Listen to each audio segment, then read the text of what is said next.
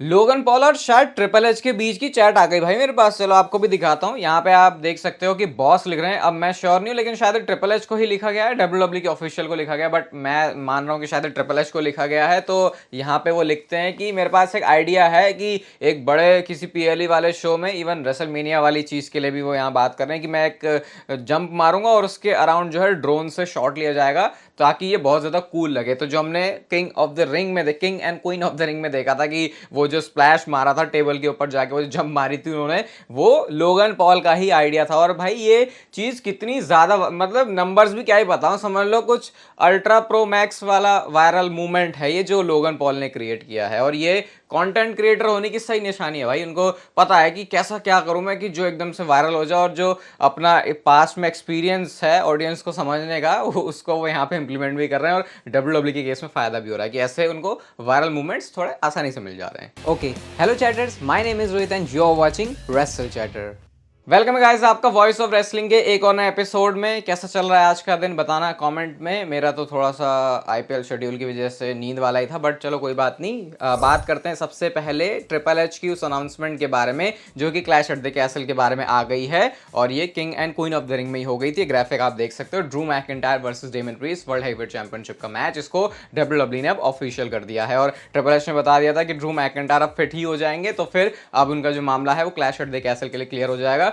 और ये डब्ल्यूडब्ल्यू की हिस्ट्री का मोस्ट प्रिडिक्टेबल मैच नहीं है। कैसे ये नहीं कह सकते कि मतलब मोस्ट प्रिडिक्टेबल नहीं तो टॉप 5 में तो उसको डाल सकता हूं, जो किसी बंदे के लिए इतना बड़ा मूवमेंट है लेकिन वो उतना ही ज्यादा प्रिडिक्टेबल हो रहा है। क्योंकि चलो कोडी और रोमन वाला भी बहुत सारे लोग बोल सकते हैं कि प्रिडिक्टेबल था, मैंने प्रिडिक्शन भी करी थी कि कोडी जीतेंगे, लेकिन फिर भी वहां पे एक दूसरी पॉसिबिलिटी थी। बट यहाँ पे तो कोई चांस ही नहीं लग रहा भाई कि ड्रू मैकिंटायर नहीं जीतने वाले चैंपियनशिप को। एंड इमेजिन अगर डेमन प्रीस्ट ने यहाँ पर चैंपियनशिप को रिटेन कर लिया तो clash at the castle Scotland में, जो ड्रू मैकिंटायर का घर है, मतलब यूके कहते हैं उसमें भी, स्कॉटलैंड में, वहां पे भी अगर ड्रू मैकिंटायर हार गया तो भाई ग्लासगो में फिर क्या ही सीन होगा। वैसे ऐसा इमेजिन ना ही करो तो सही है, क्योंकि लग नहीं रहा कि डब्ल्यूडब्ल्यू इस डायरेक्शन में कैसे भी करके जाने वाली है।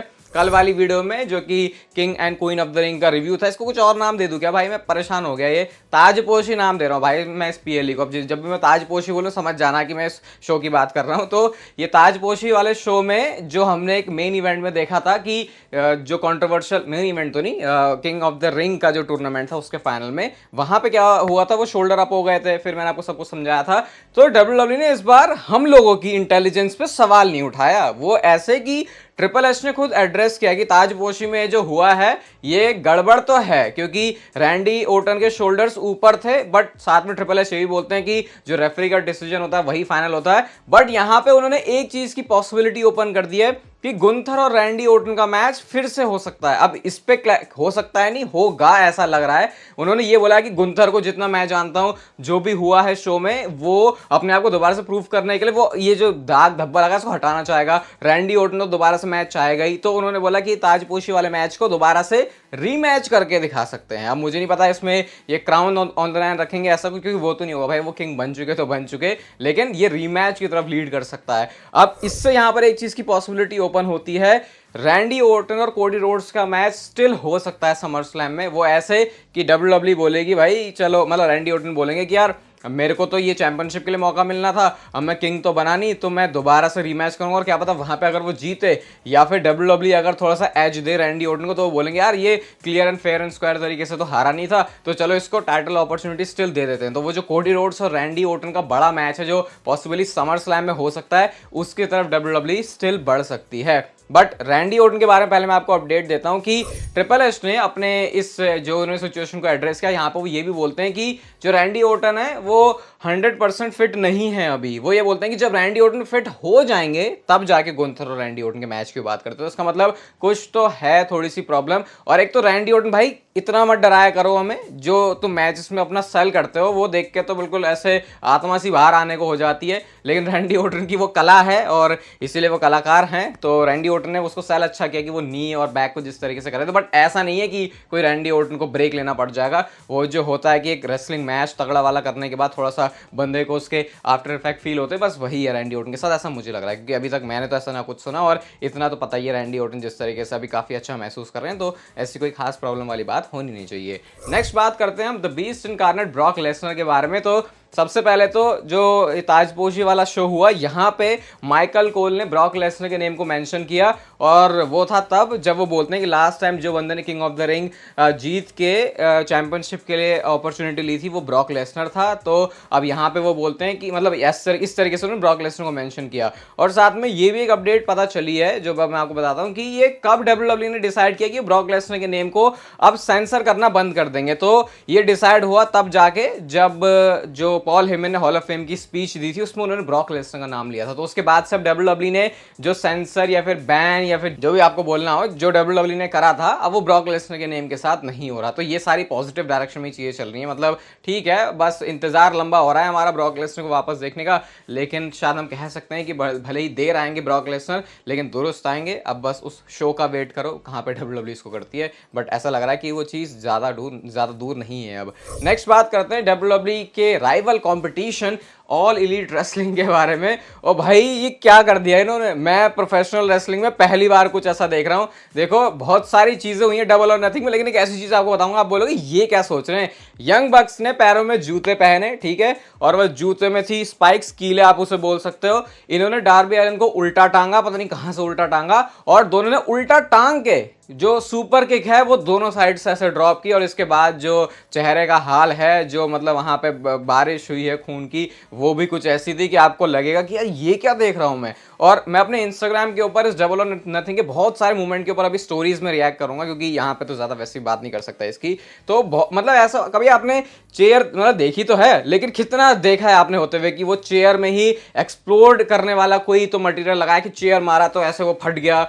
ये फायर जो फ्लेम थ्रो करते हैं उसका यूजर आग ही डाल दी किसी बंदे के ऊपर एज वो टॉप से कूद गए जाके। तो मैंने पूरा शो देखा नहीं है, बस वीडियो करने के बाद थोड़ा खाना वाना करके मैं इसको देखूंगा और इसको इंस्टाग्राम पर रिएक्ट करूंगा। तो आप आ जाना, वहां पे बहुत कुछ कूल स्टफ सब आई है। अब इसको दो तरीके से लोग देख रहे हैं कि यार ये प्रोफेशनल रेसलिंग है, अबे ये कर मतलब तुम बंदे को मार दोगे क्या। बट डार्बी एलन के लिए तो यार मेरी पूरी रिस्पेक्ट है भाई। एईडब्ल्यू का ऐसा बंदा है जो कि एईडब्ल्यू का बनाया हुआ बिल्कुल गोल्ड टैलेंट है, इसको बनाया ही इसके लिए है। जॉन मॉक्सली को बोला जाता है कि वो खतरों का खिलाड़ी है, लेकिन भाई मेरी नजर में वो नाम, मैं बिल्कुल कोई शक नहीं कर रहा इसको बोलने में, कोई मेरे को दूसरा थॉट भी नहीं आ रहा बोलने में, मुझे लगता है वो नाम डार्बी एलन है। बस जॉन मॉक्सली बहुत पहले से करे तो इंस्पिरेशन जरूर है जॉन मॉक्सली, लेकिन जो डार्बी एलन काम करते हैं वो भाई कुछ अलग ही है। पता नहीं रातों में नींद भी कैसे आती है उनको अगले दिन, जब उनको पता होता है कि उनको सो के उठ के फिर शो में जाके ये काम करना है। इंस्टाग्राम में वैसे मैं करूंगा रिएक्ट, तो आ जाना वहाँ पे आप लोग। लेकिन ये करते हैं भाई, कुछ कमाल तो करते हैं ऑलरेडी रेसलिंग वाले, ऐसी इसमें कोई शक वाली बात नहीं। बस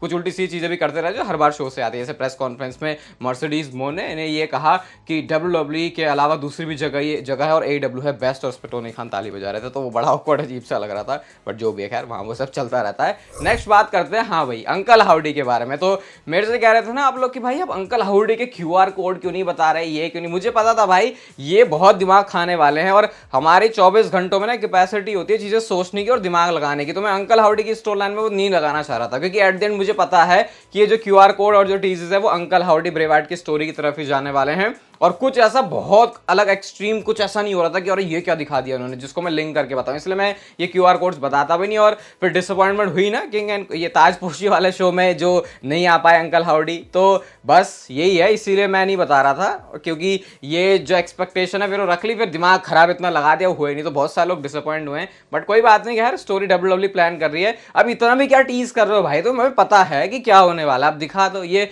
थोड़ा इरिटेट करने वाला लगता है फिर फैंस को। आप बताना इसके ऊपर आप क्या सोचते हो। एक तो आया भी नहीं ताजपोशी वाले शो में, तो फिर लोगों को थोड़ा सा और बुरा लग रहा है इसके बारे में।